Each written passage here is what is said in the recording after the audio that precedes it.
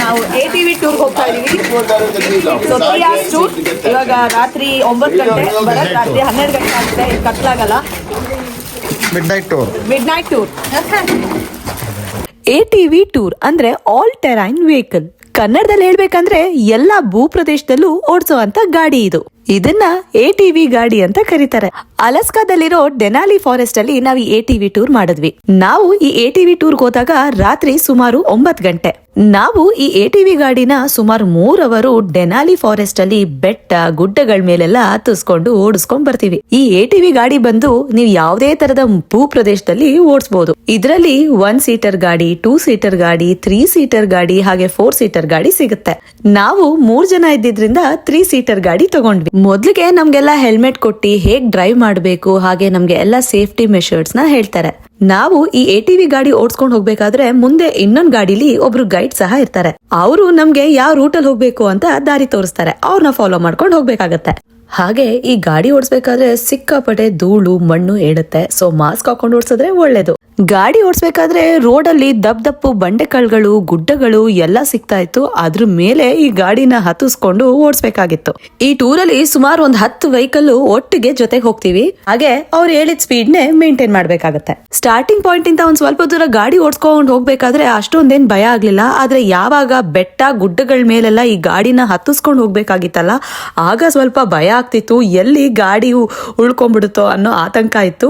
ಅದು ಸ್ವಲ್ಪ ಭಯ ಆಯ್ತು ಅಷ್ಟೇ.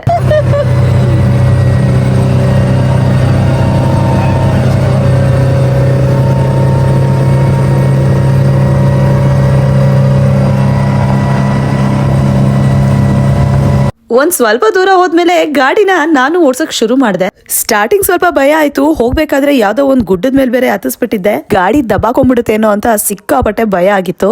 ಹೆಂಗೋ ಹಂಗೆ ನಿಧಾನ ಇಳಿಸಿ ತಿರ್ಗಾ ಡ್ರೈವ್ ಮಾಡಕ್ ಶುರು ಮಾಡಿದೆ. ನಾನು ಓಡ್ಸಕ್ ಟ್ರೈ ಮಾಡ್ತಾ ಇದ್ದೀನಿ, ನೋಡೋಣ ಹೇಗಿರುತ್ತೆ.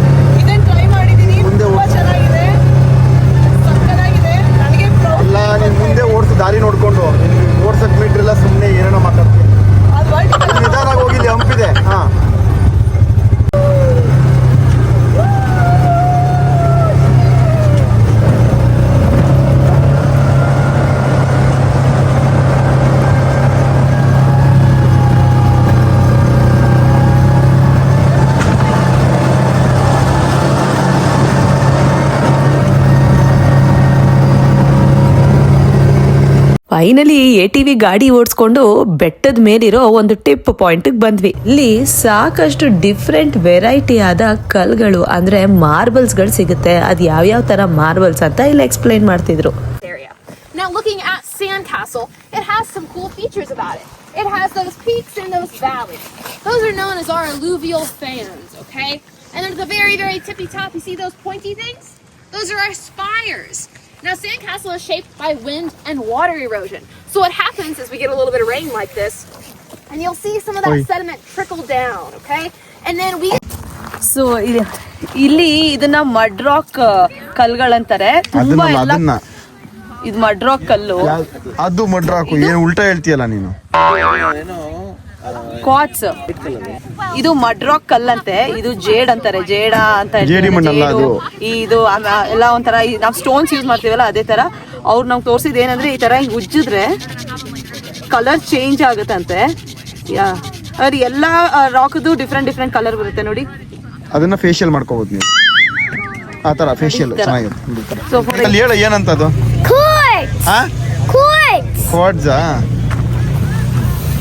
ಇದು ನಂಗೆ ತೋರಿಸ್ತೀನಿ. ಸೊ ಇದು ನೋಡಿ ಇವಾಗ ಅದನ್ನ ಹಂಗೆ ಮಾಡಕ್ಕಲ್ಲ. ನೀವು ರಬ್ ಇಟ್. ಇದು ವೆಟ್ ಮಾಡಿ ರಬ್ ಮಾಡ್ಬೇಕು. ಸ್ವಲ್ಪ ಡ್ರೈ ಆಗಿದೆ ನೋಡಿ. ಈ ತರ ಯೆಲ್ಲೋ ಕಲರ್ ಬರುತ್ತೆ. You need to wet it. ಇವರು ಒಂದೊಂದು ಕಲ್ಲಿಗೂ ಒಂದೊಂದು ಕತ್ತೆ ಹೇಳಿ ಕೂರ್ಸಿದ್ದಾರೆ ಅದ್ರ ಮೇಲೆ.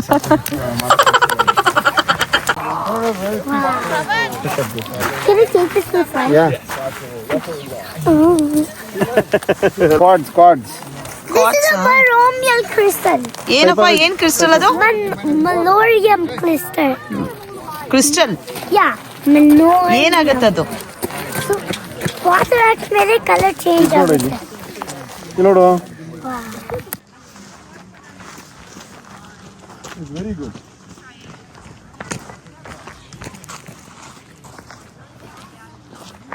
ಫೈನಲಿ ಎಲ್ಲ ಮುಗಿಸ್ಕೊಂಡು ಸುಮಾರು ಒಂದು 12 ಗಂಟೆ ಅಷ್ಟೊಕ್ಕೆ ಎಲ್ಲ ವಾಪಸ್ ರಿಟರ್ನ್ ಆದ್ವಿ. ಒಂಥರ ಈ ATV ಟೂರ್ ಎಕ್ಸ್ಪೀರಿಯನ್ಸ್ ತುಂಬಾ ಅಡ್ವೆಂಚರಸ್ ಆಗಿತ್ತು, ಸಾಕಾಗಿತ್ತು ಅಂತಾನೆ ಹೇಳ್ಬೋದು. ಅಂತ ಏನ್ ಭಯ ಆಗ್ಲಿಲ್ಲ, ಸೇಫ್ ಆಗೂ ಇತ್ತು. ಆದ್ರೆ ಏನೇ ಬೆಟ್ಟ ಹಾಗೆ ಗುಡ್ಡಗಳ ಮೇಲೆ ಈ ಗಾಡಿ ಹರಿಸಿದ್ರು ಈ ಗಾಡಿ ಬೀಳಲ್ಲ.